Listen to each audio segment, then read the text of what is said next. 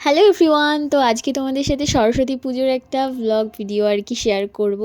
পুরো নিরামিষ yummy yummy tasty খাবার দাবার আমি নিজে হাতে বানিয়েছিলাম সব কিছু, তো সেটাই তোমাদের সাথে শেয়ার করছি। তো চলো কি কি রান্না করলাম দেখো। এই যে 2 লিটার দুধ আমি প্রথমে ছানা কেটে নিয়েছি, যেটা আমি বানাবো পনির। আর এখানে হচ্ছে ঘি দিয়ে ভালো করে গোবিন্দভোগ চালটা আর কি মেখে রেখেছিলাম, সেটা আমি দুধের মধ্যে দিয়ে দিয়েছি।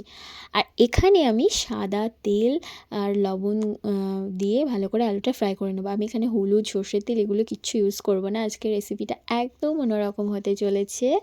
তো এই যে আমার এখানে কিন্তু টমেটো, আদা, লঙ্কার পেস্ট করে নিচ্ছি, যেটা আমি পনির আলুর দমে ইউজ করব।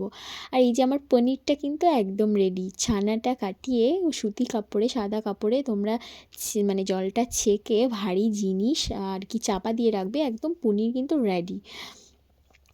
তারপর এই যে এখানে আমি চালটা ভালোভাবে সিদ্ধ হয়ে গেলে তারপর কিন্তু গুড় আর চিনি ইউজ করব, খেজুরের গুড় দিয়ে দিয়েছি। তো পায়েসটা কিন্তু একদম শেষের মুখে অনেক টেস্টি হয়েছিল খেতে। তো দেখো আমার পায়েস কমপ্লিট। আর এখানে পনিরগুলো এবার আমি সাদা তেলে লবণ দিয়ে ফ্রাই করে নেব। তারপর দেখছি অনেকটাই তেল রয়েছে, চলো ফ্রাইড রাইসের সবজিগুলো ভেজে নেওয়া যাক।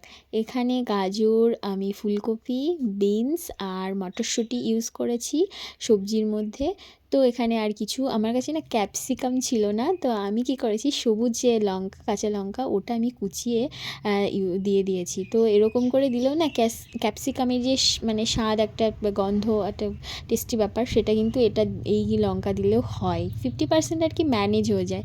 আর এই যে কাজু বাদাম, চার মগজে একটা পেস্ট বানিয়ে নেবো, যেটা আমি পনিরের তরকারিতে ইউজ করব। আর পনিরটা ভেজে এই যে লবণ জলে ভিজিয়ে রেখেছি যাতে সফট থাকে।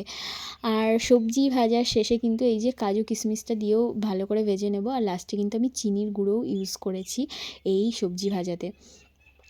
তো এই যে আমি এখানে ধনেপাতাও কুচিয়ে নিলাম। আর এখানে ফোড়ন দিয়ে দিয়েছি হচ্ছে শুকনো লঙ্কা, তেজপাতা আর জিরে, মানে পনিরের যে তরকারিটার জন্য সেটাই। তো এই যে ফুলকপিতে চিনি গুঁড়োটা দিয়ে দিলাম।